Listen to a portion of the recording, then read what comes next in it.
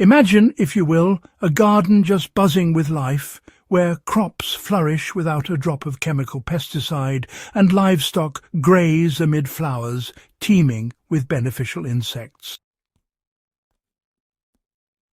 For centuries, farmers and herders across Europe, Asia and the Americas relied on natural systems that, well, modern agriculture often overlooks.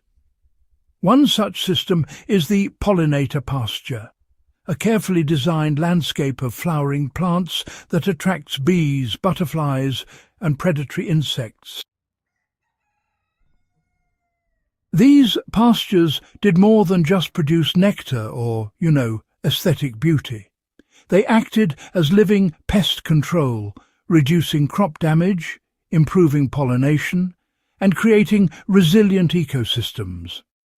By studying these historical strategies, modern gardeners and livestock managers can create multifunctional spaces that support both plants and animals, reducing labour and chemical dependency while increasing yields. Pollinator pastures work because they attract the right insects at the right time. Well, historical records show that farmers intentionally planted clusters of flowers, herbs and cover crops near fields and livestock areas to draw beneficial insects. Predatory insects, such as ladybugs, lacewings and parasitic wasps, feed on aphids, caterpillars and other pests. Meanwhile, pollinators like bees and hoverflies increase fruit and seed production, enhancing the overall productivity of the land. Modern practitioners can replicate this by selecting native flowering species that bloom sequentially through the season, ensuring a continuous food source for insects. Placing these plants near vegetable beds, orchards or animal paddocks creates a natural pest buffer while encouraging pollination and biodiversity. The arrangement and diversity of plants, really amplify the effect. Ancient farmers didn't just scatter flowers randomly. Instead, they carefully observed patterns in nature, planting clusters and strips to optimize insect movement and habitat. Companion planting and polyculture were absolutely key. Flowers were interspersed with crops or placed around perimeters to maximize accessibility for beneficial insects, while at the same time minimizing the spread of pests. In a modern garden or farm, creating strips or patches of pollinator-friendly plants, alternating with crops or grazing areas, allows insects to patrol efficiently. Taller flowering plants serve as perches, while low-growing herbs and wildflowers provide shelter and, continuous nectar. This design actually reduces pest populations naturally, while at the same time it enhances the health of both the soil and the plants. It's a clever way to work with nature, not against it.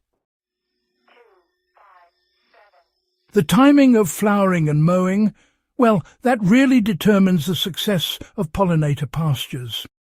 Historical communities, they just seemed to know when to sow, mow or harvest flowers, so they could maintain a continuous habitat and prevent those pesky pest outbreaks.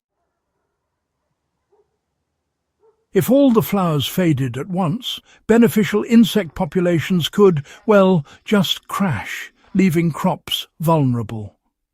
Modern managers, though, can mimic nature by staggering planting times, cutting back early bloomers, and letting late-season flowers provide shelter during those critical periods. In livestock paddocks, rotational grazing through pollinator strips prevents overgrazing while maintaining habitat for insects. This careful timing maximizes both pest control and pollination without chemical inputs. Pollinator pastures create habitat for predators and increase ecological resilience. Beyond pollinators, these pastures support ground beetles, spiders, and other soil-dwelling predators that suppress pest populations. You know, historical farms that integrated wildflower margins or small meadows into grazing and crop systems experienced fewer pest outbreaks and, well, healthier soils.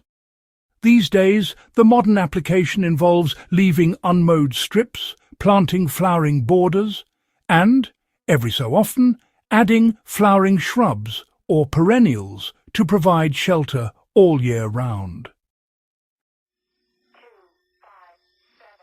Over time, these areas become self-sustaining, with predator and pollinator populations stabilizing the farm ecosystem. It's quite remarkable, really. Using pollinator pastures improves both livestock and crop productivity. It's a simple change, but it makes a world of difference. Animals grazing near flowering plants benefit from diversified nutrition, while crops gain pollination services and pest reduction. Historical accounts suggest that mixed-use pastures, where livestock had access to flowering strips, produce stronger animals and higher yields without additional feed or chemical inputs. Modern managers can replicate this by designing paddocks with integrated pollinator pastures, using rotational grazing to avoid overuse while maintaining continuous flowering.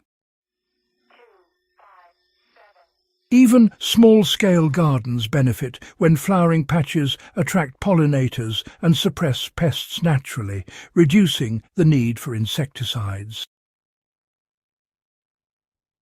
Observation and adaptation are, really key to maintaining effective pollinator pastures. Ancient farmers closely monitored insect populations, bloom timing, and crop health. They adapted by adjusting plant selection, timing of mowing, or placement of flower strips to maintain balance. Modern gardeners and livestock managers should observe which insects thrive, which pests persist, and how flowering cycles align with crop needs. The larger lesson here is that working with nature really multiplies productivity while actually reducing the amount of labor needed. Pollinator pastures show us that historical agricultural systems weren't just sustainable, but honestly, they were highly strategic as well. By providing habitat for beneficial insects and predators, farmers created living pest control systems that needed less intervention, fewer chemical inputs, and less labor, all while, improving yields. The modern application of these principles actually allows gardeners and livestock managers to achieve the same results, all while building resilient ecosystems that benefit the soil, plants, and animals. Pollinator pastures are, a historical strategy that remains highly relevant today. They provide continuous pest suppression, enhanced pollination, and habitat for beneficial organisms, turning previously neglected spaces into productive, multifunctional zones. By integrating flowering strips, managing timing, and observing insect behavior, modern farms and gardens can really tap into centuries of ecological wisdom, creating healthier, more resilient systems. If you want to explore more historical strategies that increase productivity while working with nature, subscribe to Husbandry, share this video with fellow history enthusiasts and sustainable farming advocates, and join us in rediscovering ancient agricultural tricks that continue to transform modern farms and gardens.